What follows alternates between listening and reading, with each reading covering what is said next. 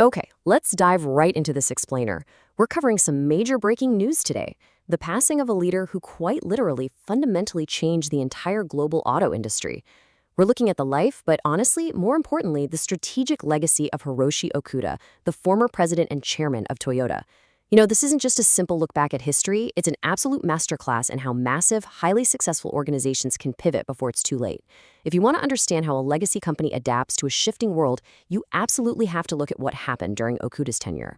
So, Hiroshi Okuda has passed away at the age of 93, closing the chapter on an incredibly unconventional leader in Toyota's modern history. In traditional Japanese corporate culture, leaders have often prized consensus and stability above almost everything else. But Okuda? He completely broke that mold. He was known for being super outspoken, for challenging traditional practices, and for aggressively pushing a massive, comfortable corporation toward much faster decision-making. But to really grasp his impact, we have to look way past his age and examine the incredible numbers that defined his strategic legacy. 93 is just the final page of his story. The real value for anyone interested in business, strategy, and leadership lies in the metrics of transformation that he drove.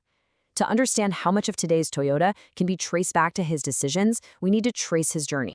And that journey is actually pretty wild. Okuda spent decades, literally decades, inside a highly traditional system before taking the helm. He joined Toyota back in 1955. That means he spent 40 years inside the company before finally becoming president in 1995. He wasn't some hotshot outsider brought in to shake things up. He was the ultimate insider. Yet, when he finally took that leadership role, he instantly recognized that the global automobile industry was changing at breakneck speed.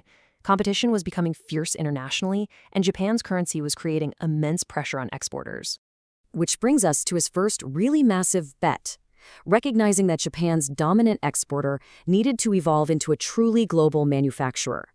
Under the old model, Toyota was incredibly successful by building highly reliable cars in Japan and shipping them all across the world. But Okuda saw that they couldn't just assume the strategies that made them successful in the past would be enough for the next stage. He decided they needed to rapidly accelerate overseas production and build vehicles much closer to the actual customers who were buying them.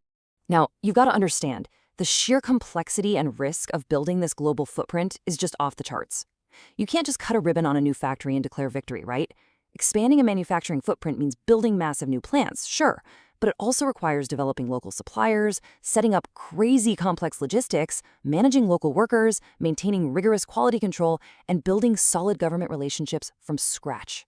It was incredibly expensive, highly complicated, and exposed Toyota to completely new geopolitical risks. But it created the one thing Toyota desperately needed to survive the next century: global scale. Well, spoiler alert, it worked. And it worked incredibly well. Reuters highlighted a massive 67% increase in global sales over the decade associated with this broader expansion strategy. Now, obviously, this doesn't mean Okuda personally generated every single percentage point of that growth himself. Rather, it reflects the broader business transformation that he championed.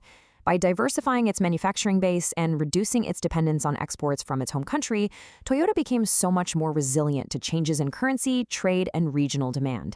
They went from being Japan's dominant automaker to a true resilient global competitor. But even with all that global success rolling in, Okuda pushed a second, frankly much riskier gamble. Think about the mid-1990s for a second. Toyota had plenty of highly profitable, conventional gasoline vehicles. So why on earth would you make an enormous, risky investment in green technology when consumers weren't even asking for it yet? Battery technology was still developing, and hybrid systems were incredibly expensive to engineer. But Okuda and his team recognized that fuel efficiency and emissions were going to become defining issues, and the auto industry couldn't just keep coasting down the exact same path forever. So, instead of forcing a completely experimental alternative on people, Toyota created the Prius. It was a practical bridge blending gas and electric power so consumers wouldn't have to abandon the driving experience they already understood. Fully experimental electric vehicles at the time were just too alien, and the range was way too limited. The real genius of the Prius wasn't just its environmental messaging, it was its pragmatism. It offered a totally different way of thinking about the automobile while still relying heavily on Toyota's core strengths of engineering, reliability, and mass production. They launched that first-generation Prius in Japan in 1997, and it instantly became a landmark decision in the history of the automobile. And let's be real, this was an incredibly bold move.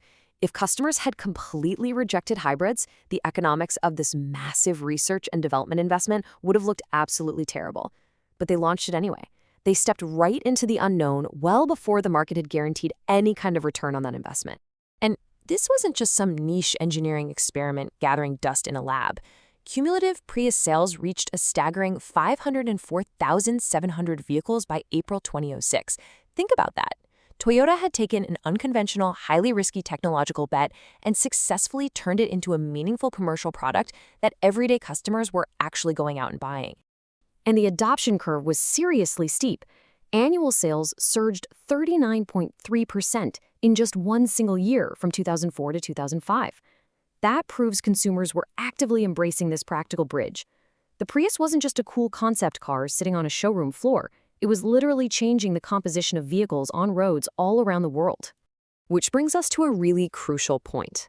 Betting on technology only transforms a business if you actually possess the engineering and manufacturing discipline to mass produce it. Having a great idea for a hybrid engine is one thing. Being able to manufacture hundreds of thousands of them, affordably, reliably, and globally, is an entirely different ballgame. Toyota's real triumph here was marrying its legendary operational efficiency with this brand new, totally unproven technology. In fact, Toyota itself recognizes this era not just as a sales boom, but as a fundamental transformation that completely redefined the company's identity. They actually refer to this internally as a second founding period. That specific language is so important. They weren't just trying to sell a few more cars to bump up the quarterly earnings. They were completely redefining what the company would become. Global production, global customers, entirely new technologies, and environmental efficiency. These became the brand new pillars of the organization. But large organizations do not transform easily. When a company becomes as massively successful as Toyota was, that success naturally creates habits. Those habits very quickly calcify into assumptions about how things should be done. And eventually, those assumptions turn into active, stubborn resistance to any kind of change. And Okuda, he was famously outspoken about this exact trap. He constantly reminded his executives that relying blindly on yesterday's success is a fatal corporate trap. His central message was crystal clear. Toyota cannot afford to become comfortable just because it is already successful. He pushed the company toward faster decision-making and internationalization, and yeah, for sure, that created some tension. But that tension was completely necessary to break through the kind of complacency that slowly kills great companies. Ultimately, his cultural legacy was this brilliant balancing act. He managed to preserve Toyota's famous operational efficiency while forcefully injecting a much-needed culture of adaptation. He didn't come in with a sledgehammer and tear down what made Toyota great. They certainly didn't abandon their manufacturing discipline, their legendary reliability, or their efficiency. Instead, Okuda added the crucial missing ingredient for a 21st century company, the ability to strategically adapt to shifting landscapes. Okay, so why does all of this matter for us right now? Well, today's business leaders face an overwhelmingly chaotic, shifting industry that perfectly mirrors the intense pressure Okuda faced back in 1995. Just look at the auto industry today. It is once again undergoing a massive, fundamental transformation. Leaders are grappling with full electric vehicles, artificial intelligence, software-defined vehicles, autonomous driving, rapid advances in battery tech, and fierce new competition from Chinese automakers. The environment is just as wild and uncertain now as it was when Okuda first decided to build the Prius. His story proves that true strategic leadership isn't about predicting the future perfectly, because let's face it, no one can actually do that. It's about placing uncomfortable bets before the outcome is entirely obvious. Toyota was willing to invest heavily in global manufacturing and hybrid technology before the market was completely certain. They positioned themselves early enough to actually participate in the change, rather than scrambling to catch up after the change had already happened. So when we put it all together, these milestones aren't just dry statistics.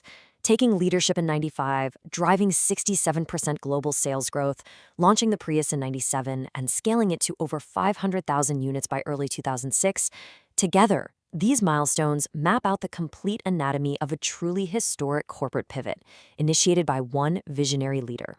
Hiroshi Okuda is gone, having passed away at 93. But the global hybrid-driven auto landscape he championed, that remains highly visible on roads literally all around the world today. He stepped down as chairman back in 2006, but his decisions from the late 90s are still generating massive value for Toyota today. And that is the ultimate test of leadership.